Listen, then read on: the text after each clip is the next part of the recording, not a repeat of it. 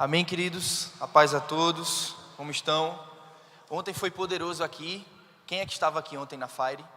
Foi top. E nós queremos agradecer a Deus por ontem. Tiraram minha luz aqui. Show de bola. Por isso é que você queria me derrubar, Marquinho. E depois, viu? Tá aí as fotos de ontem. O pessoal vai estar mostrando.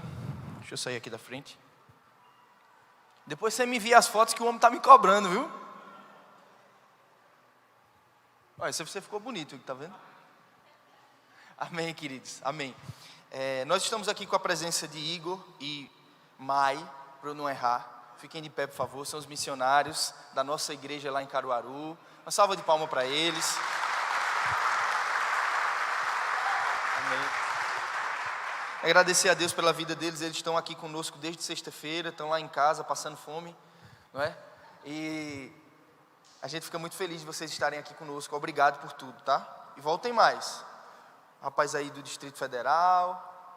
Amém. Glória a Deus. E são crentes, viu? A gente vê quando convive. Glória a Deus. Queridos, eu queria falar para vocês hoje sobre os atributos de Deus. E eu queria que vocês abrissem, por favor, a Bíblia de vocês lá em Romanos capítulo 1, a partir do versículo 18.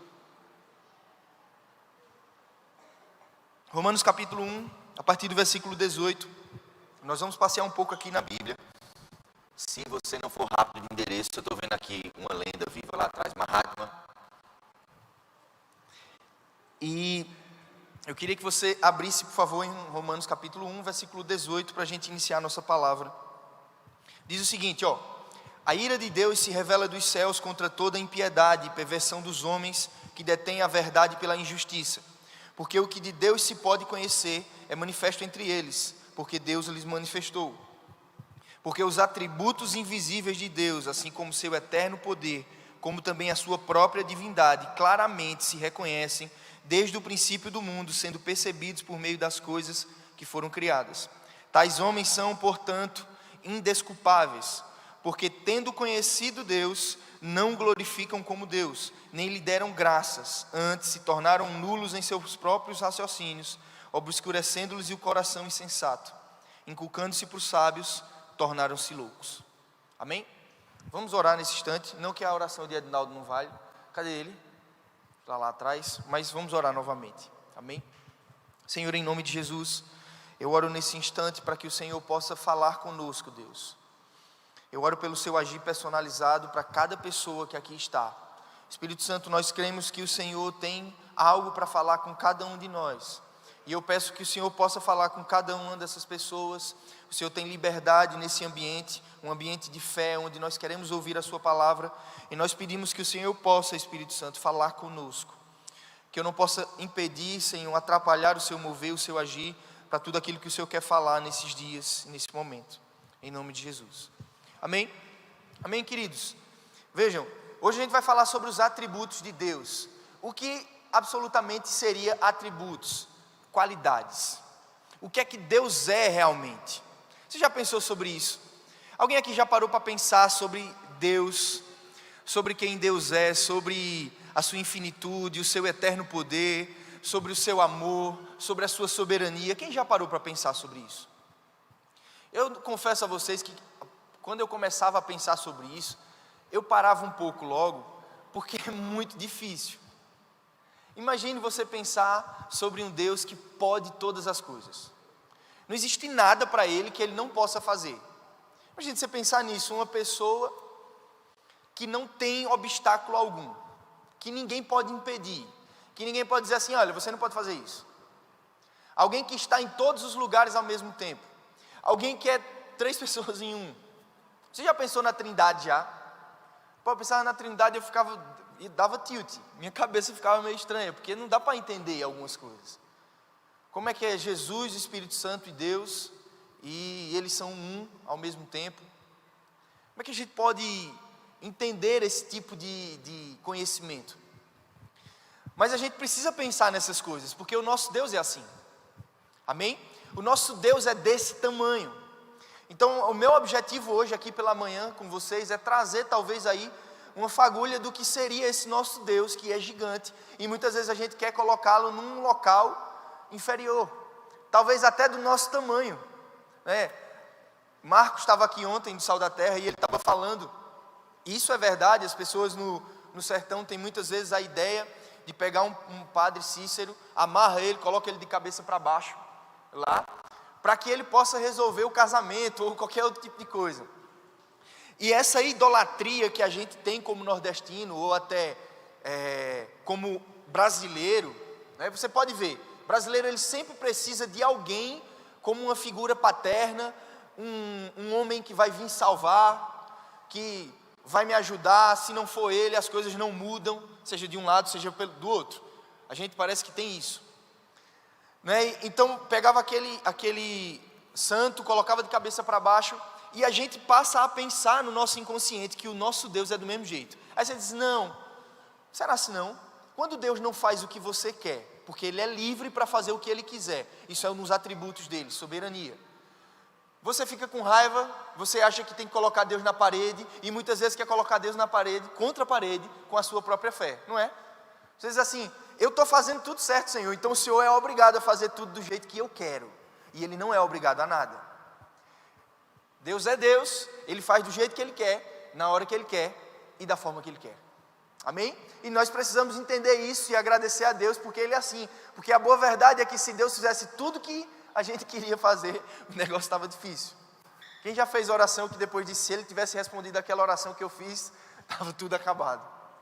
Eu já fiz tantas dessas. Então a verdade é que nós precisamos entender que o nosso Deus não está na categoria dos homens. Nem eu e nem você tem capacidade ou condição de dar sequer um conselho ao nosso Senhor. Amém? Porque a Bíblia diz que não existe conselho nem ensinamento contra Deus. Ele não está na nossa esfera intelectual. Não dá para eu e você compreendermos Deus. Não dá sobre o nosso intelecto, sabe? Eu fiquei pensando algumas vezes, e a gente tem a tendência de raciocinar e achar que dá para conhecer tudo de Deus. E eu ficava às vezes achando, Deus vai fazer assim, Ele vai agir dessa forma, e vinha fazer algo totalmente diferente, né? Às vezes a gente gosta de colocar Deus numa caixinha, Deus só faz dessa forma. Não, Ele não faz dessa forma só. É óbvio que ele vai cumprir o que a palavra está dizendo, mas Ele é livre, Ele faz da forma que quer. Amém? Então, o que Paulo estava querendo dizer nesse texto, que a gente acabou de ler, e aí a gente vê essa carta aos Romanos como uma carta teológica. Se você ler Romanos, você vai perceber que Paulo despeja ali todo o conhecimento. Ele fala da altura de Deus, ele fala sobre tantos pontos específicos. Então é considerado essa carta de Paulo, talvez aí o tratado teológico do Novo Testamento.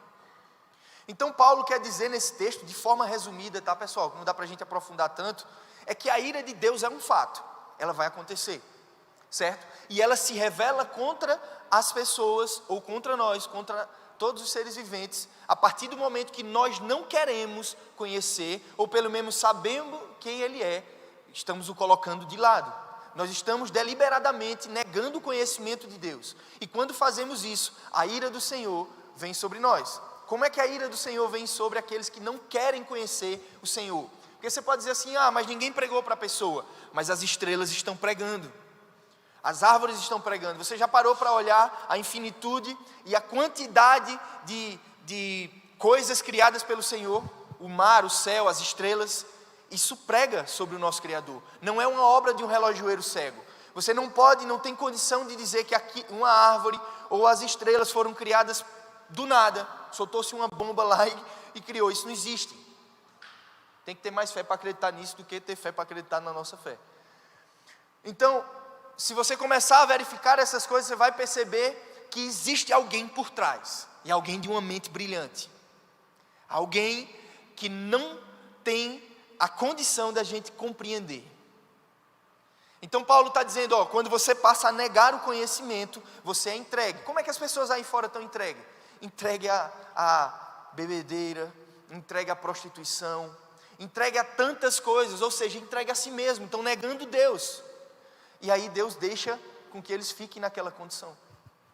Agora é óbvio que Deus muitas vezes manda pessoas para falar sobre Ele. E é claro que a natureza não consegue revelar tudo que é de Deus, até porque ninguém conseguiria.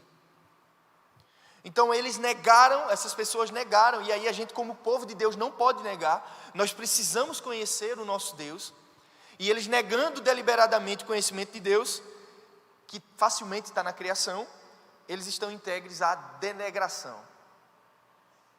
Degradação, na verdade. Ou seja, a gente olha para o mundo hoje, 10 anos atrás não estava desse jeito. Alguém aqui já pensou sobre isso? 10 anos atrás a gente estava no mesmo estado que estamos hoje como mundo. As pessoas dizem para mim, o mundo está evoluindo. Eu não sei em que está evoluindo. Tecnologicamente talvez sim, mas imoralmente, como é que nós estamos?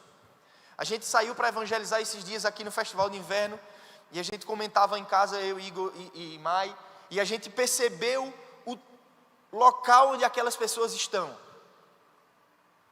A degradação do ser humano chegou a um estágio absurdo. Então por quê? Negaram o conhecimento de Deus e o Senhor tem os abandonado. Então a verdade é que nós precisamos conhecer esse nosso Deus, porque conhecendo esse nosso Deus, nós não vamos nos corromper. Nós seremos cada vez mais parecidos. E eu acredito que o meu e o seu objetivo aqui na terra é ser parecido com Jesus. Amém? Às vezes a gente dá uma capengada, não é? Às vezes a gente faz umas coisas erradas, mas o nosso objetivo é esse, ser parecido com o Senhor Jesus. Foi para isso que nós somos predestinados. Então, a palavra aí no original para atributos é autos, que significa ele mesmo, si próprio. Então, quando a Bíblia fala sobre atributos, particularmente está falando de algo que pertence a Deus. É o seu caráter, é sua essência. Então, Deus é aquilo. Por exemplo, quando nós dizemos que Deus é amor, Ele não tem amor. É diferente, certo? Ele é amor. Até nós, quando estamos, de certa forma, amando outras pessoas, nós estamos amando essas pessoas a partir do amor que Deus nos deu. Não dá para amar nesse padrão divino com as próprias forças. Amém? Vocês estão entendendo?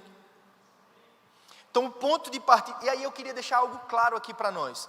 Não dá para a gente compreender os atributos de Deus completamente. Porque se nós entendêssemos tudo de Deus, Ele não seria Deus, Ele seria um homem. Certo? Mas a gente vai tentar de alguma forma aqui trazer para vocês, hoje é o meu desafio. Vocês por favor orem por mim aí, que eu estou falando de alguém que não é pequeno. Então se nós estamos falando de alguém que é dessa magnitude, a gente precisa ter graça de Deus para poder falar. Então o ponto de partida do entendimento cristão sobre Deus é a fé. Certo? Não há condição de você entender esses atributos se você não crê nesse nosso Senhor. Certo? Porque tem coisas que não têm explicação. Eu lembro quando estava estudando para concurso, um concurso do INSS há muitos anos atrás, e eu estava perguntando a Deus se eu deveria estudar para aquele concurso ainda, e Deus me deu uma palavra, e durante muito tempo eu achei que não era Ele, depois eu achei que era eu mesmo. Não sei se tinha criado, Hernandes, mas eu fiquei nisso. E aí a palavra era muito clara. Eu tinha buscado o Senhor, eu disse: Senhor, eu devo fazer esse concurso, e a palavra veio. A palavra era: eis que diante de ti pus uma porta aberta, e ninguém poderá fechá-la. Poxa, eu ia achar que era o quê? Um cão guia não, né? Com certeza. E aí eu olhei aquilo, eu disse: poxa, Deus está falando comigo. E é esse concurso. Foi? Foi não. Levei uma tromba absurda, quase me desvio. Passei 2 anos estudando para o concurso, não passei. Não sei como, depois eu fui revisar a prova, errei umas questões que eu não sei como errei. E aquilo quase acaba com a minha fé. Eu fiquei muito mal. Não era porque eu não tinha passado, certo? Era porque eu não conhecia Deus. Imagine você ouvir a palavra e depois você dizer assim: poxa, Ele não falou comigo. Já passaram por isso já? Quem é que já teve essas provas de palavra? E naquele momento eu fiquei... Eram muitas palavras que Deus tinha falado comigo, e eu disse: será se eu não sei quem é Deus? E aquilo foi uma crise absurda para mim. Mas aí em determinado momento eu disse assim: Senhor, eu sei que o Senhor foi o Senhor que falou comigo, mas eu não entendo, porque aparentemente o Senhor me empurrou para um lugar que não foi muito bom. Mas eu acredito que o Senhor é poderoso e eu não consigo entender tudo do Senhor. Então eu te entrego, e se o Senhor quiser algum dia me explicar, bem, se não. E muito tempo depois, Deus falou comigo. Lá em Mateus capítulo 24, os discípulos perguntam para Jesus quais seriam os sinais do fim. Lembram desse texto? E Jesus, ele fala sobre os sinais do fim, mas ele não fala só dos sinais do fim. Ele fala também que o templo seria destruído, 70 anos. E aí Jesus disse para mim, às vezes eu estou falando uma coisa para você, mas vocês não têm condição de perceber o que eu estou falando. A sua consciência é só para aquilo, mas eu estou falando de 2, 3 coisas. E aí é complicado, eu não posso falar para você e esconder o quem eu sou. Então aquilo não, de certa forma, me fortaleceu mais. Mas eu precisei dar um passo de fé e dizer, Senhor, eu acredito no Senhor. Lutero disse uma vez, olha, eu não conheço os caminhos do meu Deus, mas eu sei quem Ele é. E a gente precisa ter essa ideia. Amém? Então, a primeira coisa que a gente precisa saber é que nós não vamos conhecer tudo, e talvez aquilo que a gente conheça, que aparentemente seja o mais fácil, seja difícil. Amém? Então, o homem em sua inteligência, ele está colocado em um local de humildade. A gente não tem condição, logicamente, de poder racionalizar. A gente pode racionalizar muitas coisas, como é que se fabrica um relógio, como é que se cria constrói uma bola, um sapato, um tênis, porque isso é lógico. Mas Deus não está na lógica, Ele está acima da lógica. Não dá para intelectualmente conhecer Deus. Amém?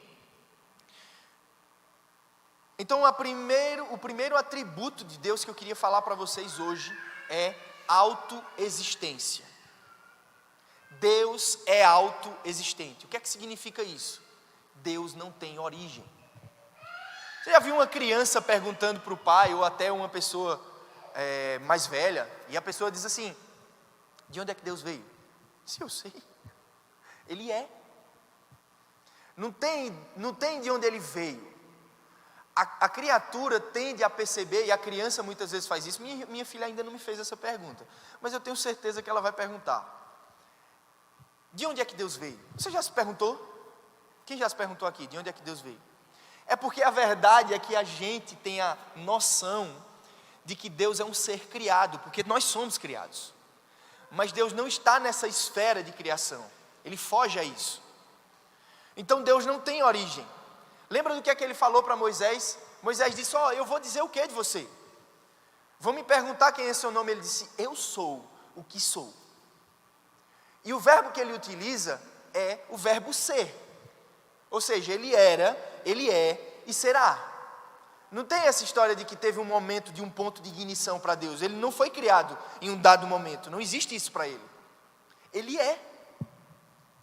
É porque às vezes a gente lê o texto, passado, batido, e a gente não percebe o que é que Deus estava querendo dizer para ele. E Deus também estava afirmando para ele, olha, eu sou desse jeito. Se vocês não querem, eu não vou mudar, porque vocês não querem. Mas eu sou assim. Amém? Então, Deus não tem origem. E é exatamente esse o conceito de origem que distingue aquilo que é Deus e aquilo que não é Deus. Quando a gente pensa num Deus criado, a gente não está falando no nosso Deus. Ele não foi feito por mãos. Ele não pode ser pensado. Por isso que Ele não deixa você fazer imagem de escultura, ou você criar uma imagem sobre Deus, porque não dá para criar a imagem sobre Ele. A única imagem que foi criada por Ele mesmo é Jesus. E nele habita toda a plenitude de Deus. Mas a verdade é que Deus e o termo origem não se aplica a Ele. Não dá para aplicar origem, momento. Alguém aqui já assistiu Flash? Já? Aí Flash vai bem rápido, Ele quebra a linha do tempo. Vai para frente, futuro, volta. Pronto, Deus é assim. Ele transita entre passado, futuro e presente, sem quebrar a linha do tempo. Porque quando o Flash quebra a linha do tempo, as coisas mudam. Mas Ele não muda. Então Deus, o momento que Deus vai lá e te dá uma palavra profética sobre a sua vida, e você precisa batalhar por ela, Ele já está lá no fim, esperando você. Sabe o que é que a Bíblia fala? Que o cordeiro que foi morto antes da fundação do mundo. Deus não tem plano B. Não existe essa, deu errado, Adão e Eva pecaram, eu vou precisar consertar o erro deles. Não cabe essa ideia nele. Entende? Ele já sabia. Ele já estava lá. E também já está aqui e está no futuro. É uma coisa absurda, mas no nosso Deus é isso. A mente humana, ela tendo sido criada, ela sente na verdade é estranho para a gente algo que não foi criado. Eu não conseguia conceber esse tipo de coisa. Poxa, alguém que não teve origem, que ninguém criou. E o nosso Deus é desse jeito. E eu queria que você lesse, por favor, comigo, Êxodo capítulo 3, versículo 13 a 14.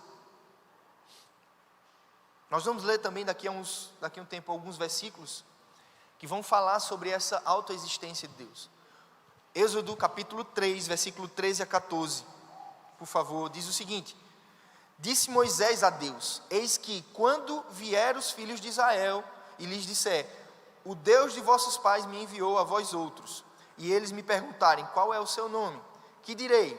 Disse Deus a Moisés: Eu sou o que sou. Disse mais: Assim dirás aos filhos de Israel: Eu sou me enviou a vós outros. Então, a palavra nesse texto que eu falei para vocês é Iá no original, que significa mesmo ser. Alguém que não teve origem. Então, quando a gente contempla isso, a gente passa a perceber que nós estamos diante de alguém muito poderoso, muito grande. E eu queria, por favor, ler com vocês alguns textos que vão mostrar esse atributo de Deus. Se você não tiver com a Bíblia, não tem problema, eu vou ler aqui para vocês. Salmo 90, versículo 2, diz assim, Antes que os montes nascessem e se formassem a terra e o mundo, de eternidade em eternidade, Tu és Deus. João capítulo 1, versículo de 1 a 5, diz o seguinte: No princípio era o verbo, e o verbo estava com Deus. E o verbo era Deus. Estava no princípio com Deus, e todas as coisas foram feitas por intermédio dele, e sem ele, nada do que foi feito se fez. A vida estava nele, e a vida era a luz dos homens.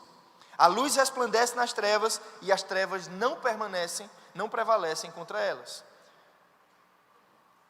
Então, você percebe o quão poderoso é nosso Deus? Olha Apocalipse capítulo 1, versículo 8. Eu sou o alfa e o ômega, diz o Senhor, aquele que é, que era e que há de vir. Então a gente percebe que Deus é, sem dúvida, um ser autoexistente. Ninguém criou o nosso Deus. Ele é, Ele era e Ele será. Amém? Glória a Deus. Segundo atributo que eu queria falar com vocês é a autossuficiência de Deus.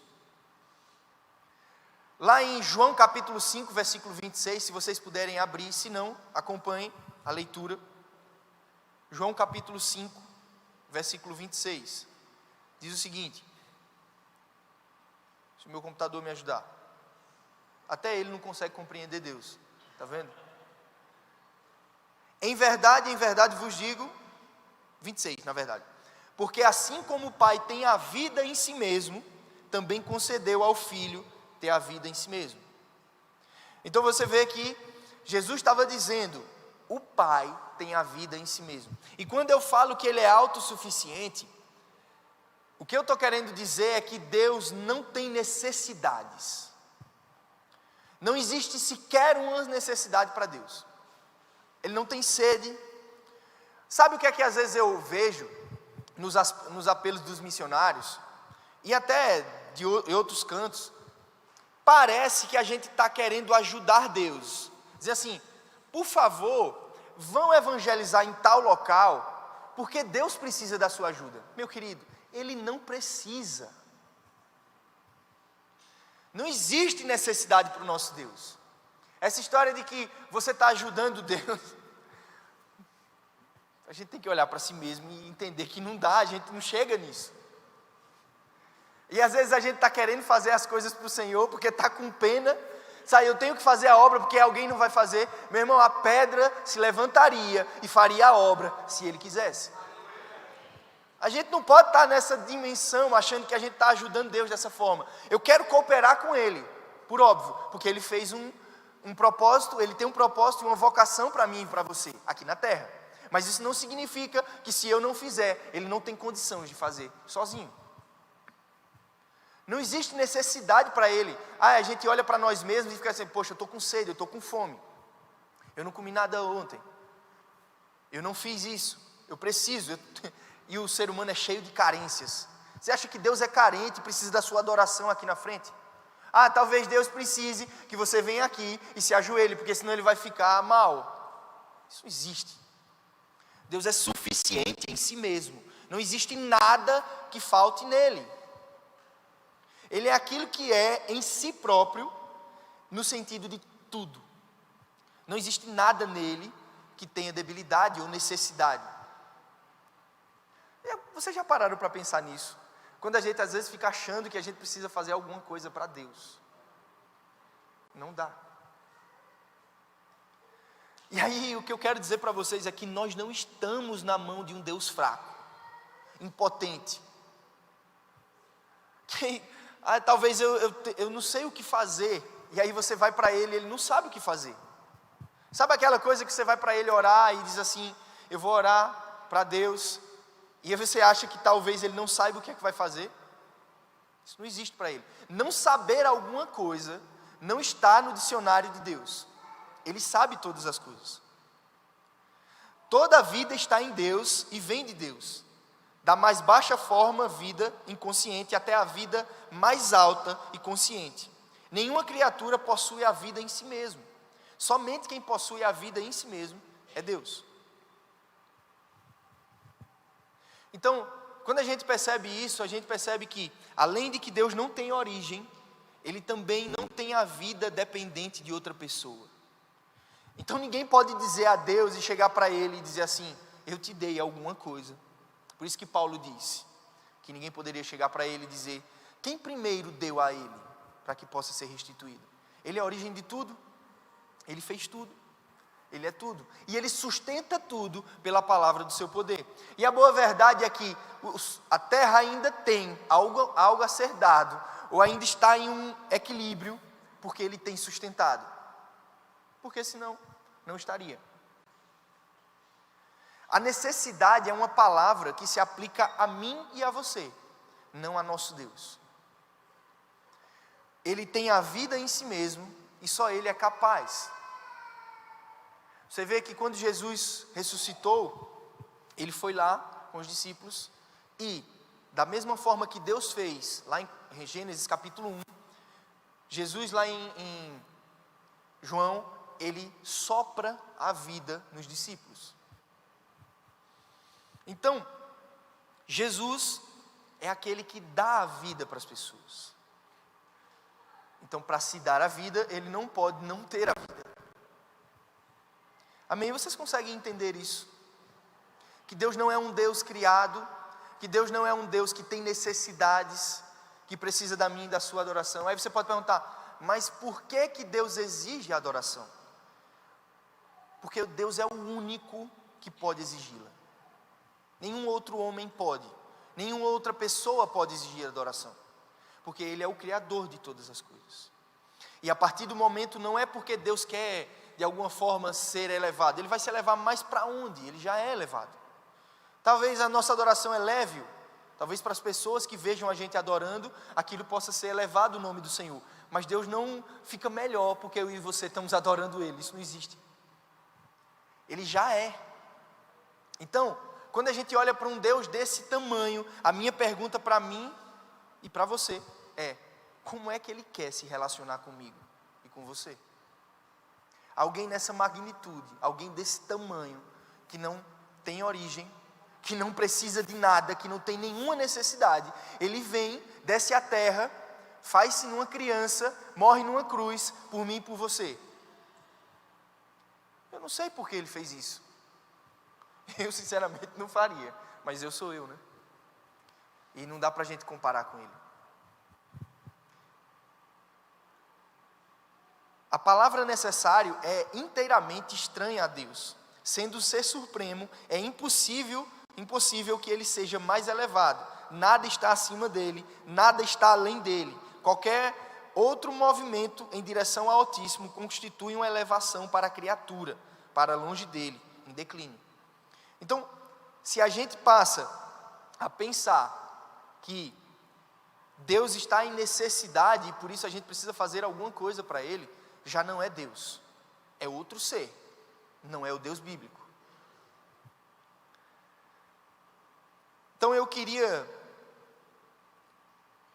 falar para vocês sobre essa questão de necessidade, porque muitas vezes quando a gente vê que Deus é um Deus autossuficiente, que Ele não tem necessidade, a gente começa a se comparar com si mesmo.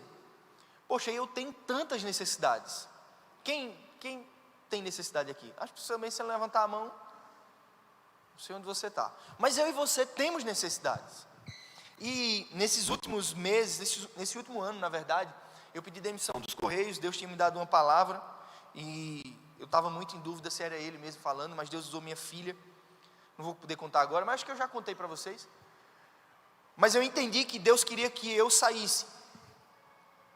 Só que uma coisa é você receber o dinheiro toda vez, lá no final do mês, caindo na conta. Outra coisa é você ter que ir atrás para conseguir aquele valor mensalmente, e aí você sustentar a sua família.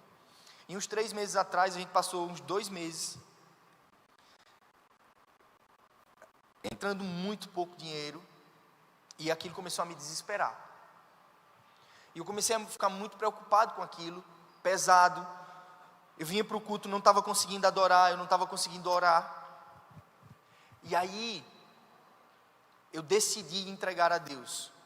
Sabe por que a gente muitas vezes não confia em Deus? Porque a gente não conhece Deus.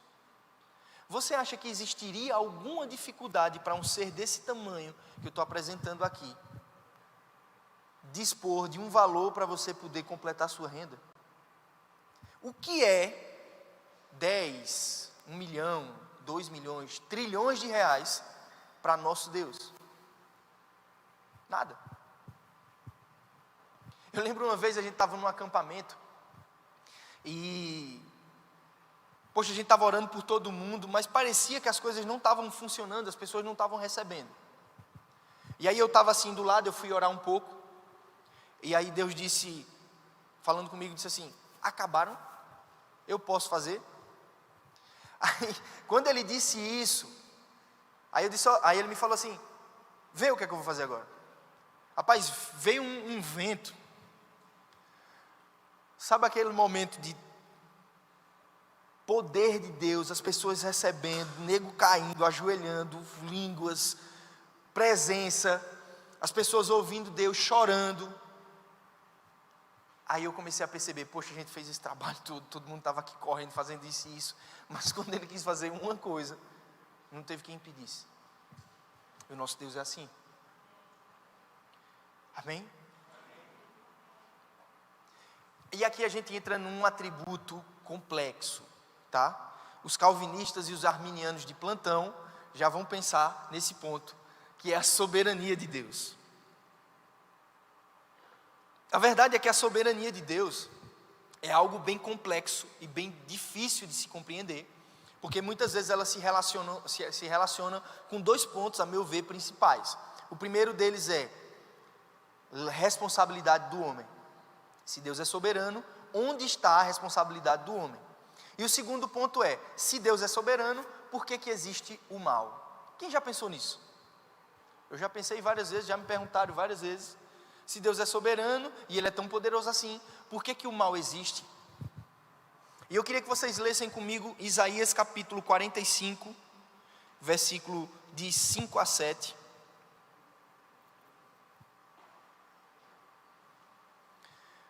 Diz assim: eu sou o Senhor e não há outro Deus, além de mim não há Deus, e eu te cingirei ainda que não me conheças, para que saiba até o nascente do sol e até o poente, que além de mim não há outro Deus. Eu sou o Senhor e não há outro.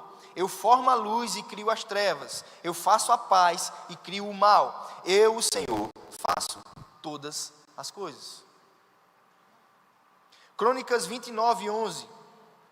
Rapidinho. Se você não é rápido de endereço, eu posso ler para você aqui. 29, 11. Teu, Senhor, é o poder, a grandeza, a honra, a vitória e a majestade, porque teu é tudo quanto há nos céus e na terra. Teu, Senhor, é o reino, e tu te exaltaste por chefe de todos. E por último, Jeremias 32, 27. Jeremias 32, 27 diz o seguinte: eis que eu sou o Senhor, o Deus de todos os viventes. Acaso haveria coisa demasiadamente maravilhosa para mim? Tem alguma coisa que ele não possa fazer? Não existe isso. No vocabulário, no dicionário de Deus, não existe algo que ele não possa fazer. Ele é poderoso e soberano. Soberania é um atributo a partir do qual ele governa todas as coisas da sua criação. E a palavra diz que, lá em Hebreus, que ele sustenta tudo pela palavra do seu poder. E para ser soberano, Deus deve ser igualmente livre. Livre totalmente. Você já viu aquela história da pessoa que diz assim: eu quero ser livre. Eu quero ir embora, meus pais comem demais meu juízo. Eu quero ser livre, eu quero ser independente. Eu quero lhe dizer, você não é livre. Porque para você ser livre, nada pode impedir você. E tem tanta coisa que impede, né? Eu quero comer um hambúrguer na brasa. Cadê o homem? Está aqui não hoje. Eu quero comer um hambúrguer na brasa. Estou liso. E aí? Com Deus não é assim. Se ele tem um desejo, uma vontade, ele pode fazer. Não tem condição, não tem alguém que possa impedir. Aí eu vou botar a mão no peito de Deus e vou dizer para ele: você não pode fazer isso. Não tem como. Se houvesse algo, por menor que fosse, que Deus não conhecesse, ou que ele não tivesse domínio, ele não seria soberano. Amém? Então, se tiver algum ponto ali que a gente acha que Deus não pode fazer, então ele não é soberano e não é o Deus da Bíblia. Para ser Senhor de toda a criação, ele deve possuir todo conhecimento. Então Deus tem todo conhecimento. Aquele único átomo de poder fora do controle, pertencendo a outra pessoa, significaria que Deus não é soberano. Então você já pensou, tem alguma coisa que eu acho que o meu Deus não pode fazer? Então não é o Deus bíblico. Não é o nosso Deus autossuficiente, autoexistente e soberano. Não é Ele. Não existe no vocabulário de Deus essa história de dizer que Ele não pode. Ele pode tudo. Além do mais, sua sabedoria exige que Ele seja absolutamente livre. Significa simplesmente que Ele deve poder fazer o que quiser, em qualquer lugar e em qualquer momento, para executar o seu propósito eterno, até o último detalhe. Vocês acham que existe alguma coisa que consegue impedir o retorno de Jesus? Alguém consegue impedir o julgamento que está prescrito na Bíblia? Ninguém consegue impedir isso. Sabe, Luciano Subirá, às vezes, e Marquinhos está ali, vai dizer que eu citei ele novamente. Luciano Subirá disse no seu livro O Agir Invisível de Deus, que assim como a gente faz, como é o nome daquele negócio? Agora esqueci até o nome. Ratoeiras para pegar ratos. Deus faz sataneiras para pegar satanases. Por que ele quis dizer isso? Porque até o próprio Satanás é servo dele. Ou vocês acham que Satanás sabia todo o plano de Deus para Jesus? Óbvio que não. Ele tinha escondido de uma forma que nem eu nem você tinha condição mental de entender o que ele fez. Então, não é que Deus vai ali colocar à força as coisas. A verdade é que Ele já sabe a sua decisão, e por saber a sua decisão, Ele vai fazer de uma forma que Ele quer. Não é que você é uma marionete na mão dele, mas se Ele sabe tudo. E aí a pergunta é, Deus vai pedir permissão a alguém para fazer alguma coisa? Ele não precisa disso. E aí a questão é, e aí que eu acho crucial, e eu quero dizer que a gente não vai entrar aqui nesse mérito, tá? Se você quiser depois conversar, eu não vou conversar com você sobre isso. Não vou. Porque é uma discussão aí de anos e anos e anos, e ninguém chegou a um denominador comum. Mas a pergunta é, se Deus é soberano, por que existe o mal? E eu respondo para você em 2 palavras: não sei. Estou brincando. Qual é a minha ideia sobre isso? O que é que eu acho sobre isso? Deus, em sua infinita sabedoria, permitiu que o mal existisse em ambientes controlados, para que no final ele pudesse ser ainda mais demonstrado para nós poderoso. Amém? Então, o mal existe e aprove a Deus que ele existisse, foge à nossa compreensão humana, mas não saiu, obviamente, do controle de Deus. E a segunda coisa é, se Deus é soberano, como é que fica a responsabilidade do homem? E aí a minha ideia, ser soberano significa também poder estabelecer coisas para as outras pessoas. Ninguém botou a mão no pescoço de Deus e disse assim, você vai me dar o livre-arbítrio. Alguém fez isso com ele? Nem podia. Mas se ele escolheu dar, eu e você vamos dizer a ele que não dê? Diz lá. Não vai dar em nada. Então, na minha percepção, Deus concedeu essa responsabilidade ao homem. E aí o homem vai dar conta dela. Isso não significa que ele depois não vá julgar, não vá responsabilizar. Porque a verdade é, se Deus é um justo juiz e ele precisa no fim de tudo julgar, como é que ele julga alguém que já estava destinado a fazer o erro? Ainda não me responderam essa pergunta. Vamos ler Isaías 43, versículo 12 e 13, para a gente encerrar a soberania. Diz o seguinte, eu anunciei a salvação, realizei e fiz ouvir. Deus estranho não houve entre vós, pois vós sois as minhas testemunhas, diz o Senhor. Eu sou Deus. Ainda antes que houvesse dia, eu era, e nenhum há que possa livrar alguém das minhas mãos. Agindo eu, quem impedirá? Que poderoso esse texto. Então os versículos acima são muito diretos. Eles deixam muito claro que ninguém pode, ninguém tem condição de dizer a Deus o que ele vai fazer ou não. Agora a verdade é que a gente é tão orgulhoso ao ponto de achar que a gente tem alguma condição frente a esse Deus. E o ser humano, ele precisa sair desse lugar de orgulho, de achar que sabe as coisas, de achar que tem condição de fazer alguma coisa. Esses dias atrás,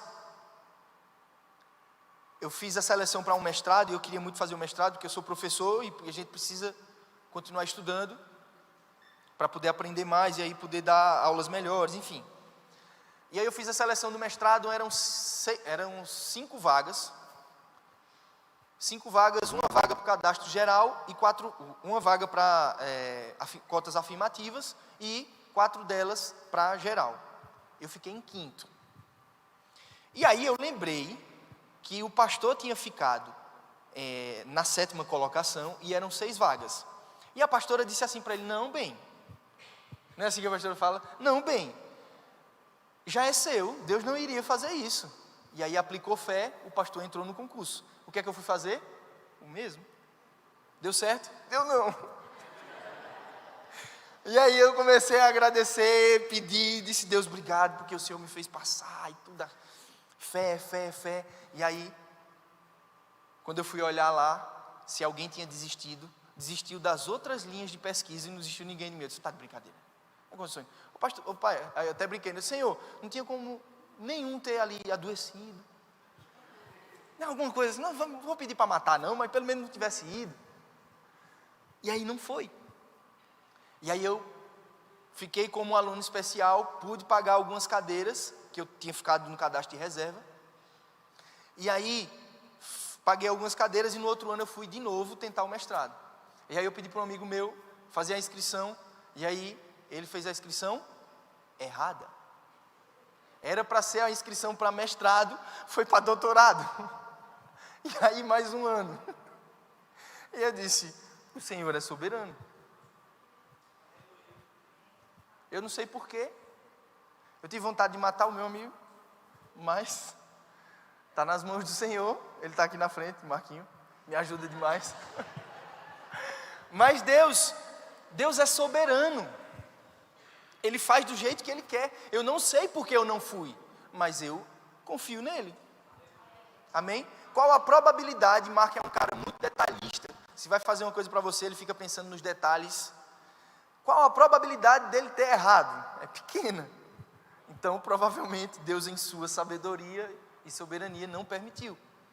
Tanto é que hoje eu nem vou fazer mais para lá, porque a distância é muito grande. Na época eu podia fazer remoto, né? Então eu vou ter que fazer em outro local.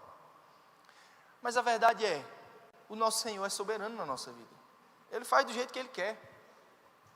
Amém? E por último, quem está entendendo alguma coisa, pela misericórdia, não fique calados, olhando para mim assim, que eu fico preocupado. Sabe, professor, está dando aula, às vezes estou dando aula na faculdade, o pessoal fica olhando para mim assim, vocês não estão entendendo nada não, é? Tudo parado aí olhando para mim. Mas vocês estão entendendo, né? Está entendendo, né? Amém. Abram comigo, por favor, Malaquias 3:6. Malaquias 3:6. Não é dízimo não, viu, pessoal? Viu, Marquinho? Diz assim: porque eu, o Senhor, não mudo. Por isso vós, filhos de Jacó, não sois consumidos. Desde os dias dos vossos pais, vos desviaste dos meus estatutos e não os guardaste. Tornai-vos para mim, e eu me tornarei para vós outros, diz o Senhor dos Exércitos. Mas vós dizeis: em quem havemos de tornar? Malaquias 3:6 mostra perfeitamente o quarto atributo que eu queria falar para vocês: a imutabilidade. Deus não muda. E aí, quando a gente contrapõe com a gente, né, Hernandes? Aí o bicho pega, porque a gente muda de ideia toda hora, né? Toda hora. Eita, eu quero fazer concurso público. Não, agora eu vou advogar. Não, eu queria fazer uma especialização em tal área. Daqui a pouco você muda. Eu queria ser astronauta. Não é assim, criança. Eu queria ser astronauta, e depois minha filha disse que quer ser policial. Para quê, minha filha? Matar bandido. Eu disse: minha filha, fala um negócio desse. Onde foi que você ouviu isso? Olha mesmo. Não sei de onde ela ouviu essa conversa. Eu não digo isso, nem eu nem a Amanda. Mas vamos ver o que ela está assistindo, né? Mas ela vai mudar. Ela diz também que quer ser médica. Eu digo: seja médica. Seja médica. Porque a advocacia, né? É duro. Mas a gente muda muito de opinião. Às vezes quer ser uma coisa, quer ser outra. Meu pai mesmo, ele me dizia: filho, por que você não estuda para ser promotor? Aí é brincadeira, né? Ou seja, é como se você fosse advogado, fosse a escala menor de qualquer curso, de qualquer profissão dentro do direito. Você não queria ser juiz, não? O pessoal me pergunta. Não. Eu sou advogado, vou fazer o quê? Então, tem que soltar os presos. Estou brincando. Então, a gente precisa entender quem a gente é. Olhando para o Senhor, a gente vai ver que nós não podemos estar mudando toda hora, porque o nosso Senhor não muda. A gente vai ver isso lá em Tiago 1,17, diz que em Deus não tem sombra de variação. Vê, não é nem mudança, não tem sombra de variação. Então, dizer que Deus é imutável significa dizer que Ele jamais difere de si próprio. Então, eu não posso dizer assim: Deus muda. Por que eu não posso dizer que Deus muda? Porque se eu estou dizendo que Deus muda, eu estou querendo dizer duas coisas. Ou que Ele era imaturo, ou pior, e aí precisou se tornar melhor, certo? Ou Ele era imaturo, ou Ele era pior e precisou se tornar melhor. E Deus não muda. Por quê? Porque Ele é autoexistente, Ele é autossuficiente. Não existe nele modificação.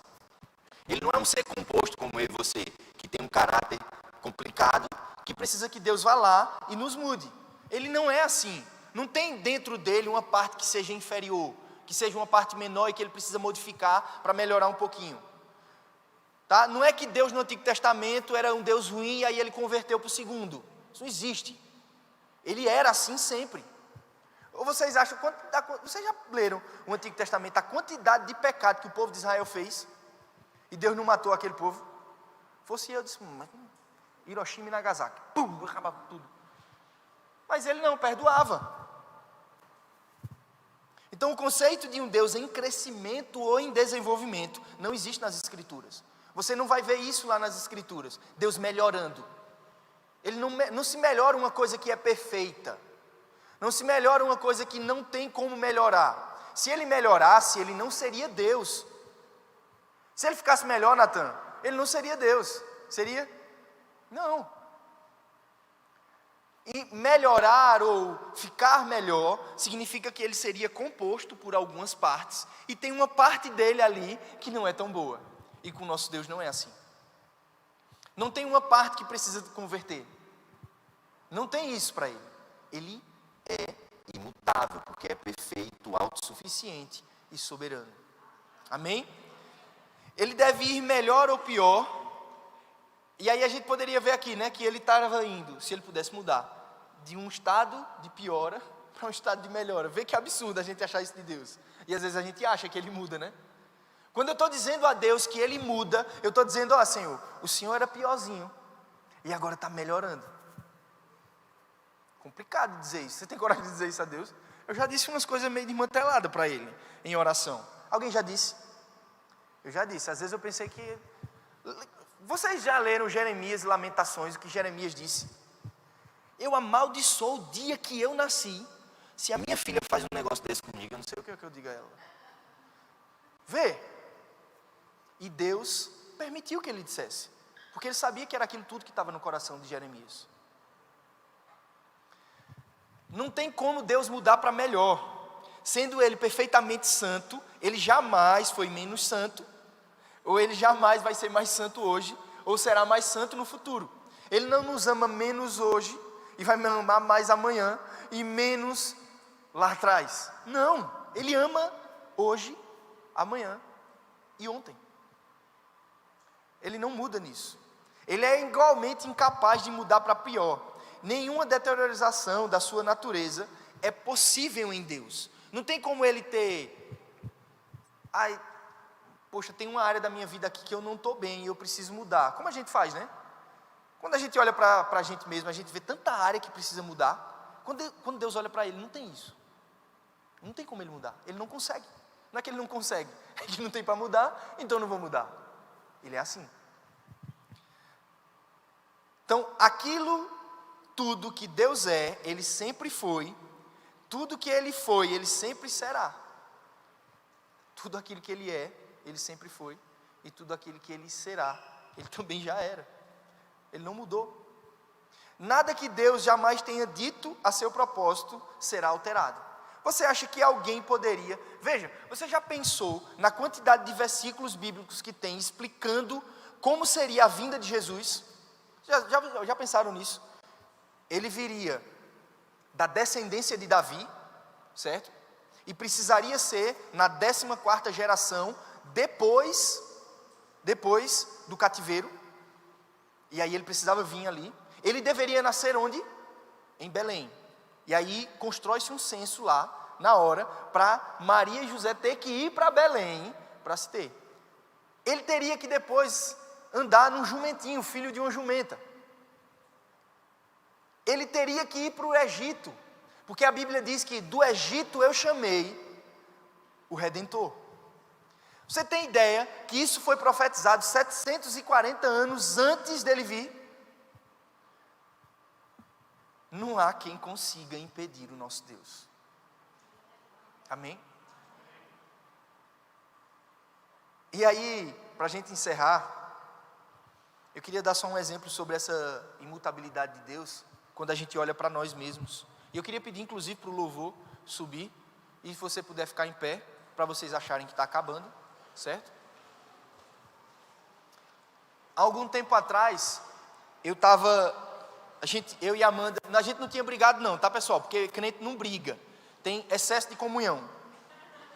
E aí a gente tinha discutido, e aí eu fui para o meu devocional e a Amanda estava chateada comigo, porque ela disse que eu tinha sido, eu nem lembro por que foi, e eu compartilho de você, viu, Sheldon? A gente briga, depois não sabe por que foi, e aí eu estou anotando tudo, anote. Estou brincando. E aí eu fui orar. E sabe aqueles momentos no devocional que Deus vem de uma forma poderosa, que chora, aí, né? Aquelas coisas bem jóia que sai do nariz. Assim, aquele momento assim poderoso, Deus moveu. e me deu uma palavra, e aí depois eu fui mostrar para a Amanda, ela me olhou assim, aí disse, é brincadeira, né? Tu fizesse o que fizesse, ele ainda faz isso. Ele não muda. Ele não age conforme o nosso agir. Não é porque a gente faz as coisas de errado que Deus vai deixar de amar a gente. Minha filha às vezes abusa que só, mas eu não deixo de amar minha filha. Disciplina, bota de castigo, mas eu não deixei de amá-la. Então, o nosso Deus, porque a gente falhou e errou, Ele não deixa de amar. Não significa que Ele não quer a nossa melhora, porque Deus não tem filhos mimados. Deus quer ter filhos maduros. E não adianta você ficar chorando, indo para o canto da parede. E às vezes Luísa faz isso. Quando a gente briga com ela, ela vai lá para o quartinho dela e fica: papai brigou comigo, mamãe disse que eu sou isso, disse isso para mim. Não adianta com Deus, tá? Não adianta você ficar lá no canto da parede e ficar dizendo assim para Ele: ó, o Senhor não me ama. Já está escrito, Jesus já morreu e Ele nos ama, e não muda. E aí, essa imutabilidade de Deus para mim fundamenta a minha vida em alguém que não muda, e eu posso ter confiança nele. Por isso eu posso crer nele, por isso eu posso confiar nele, e por isso eu posso ter certeza que a Bíblia diz o seguinte: é impossível que Deus minta. Então, se Ele lhe disse uma coisa, e foi Ele mesmo, vai acontecer. Porque Ele não pode mentir. Não existe isso nele. Amém? Eu vou orar por vocês, e aí vocês podem. Fecha teus olhos, e eu queria que você orasse nesse momento comigo, e meditasse nisso tudo que a gente falou, pedisse fé ao Senhor para que você possa compreender essas coisas. Eu sei que não são coisas fáceis de compreender, mas o nosso Deus é dessa altura, não dá para a gente querer que seja algo simples. Jesus, obrigado por essa manhã, Jesus. Obrigado porque o Senhor é autossuficiente, o Senhor é autoexistente, o Senhor é soberano, o Senhor não muda. Obrigado, Jesus, porque nós podemos olhar para alguém que mesmo nessa magnitude, mesmo nesse tamanho, olha para homens como nós e é condescendente, nos ama, nos quer ajudar, quer pegar na nossa mão, quer ensinar um caminho melhor, um caminho mais perfeito. Eu não consigo compreender isso, mas o Senhor é assim. Eu aceito o Senhor, porque o Senhor é o que é. Ninguém pode mudar o Senhor. Abençoe cada um aqui, Jesus. Nos abençoe.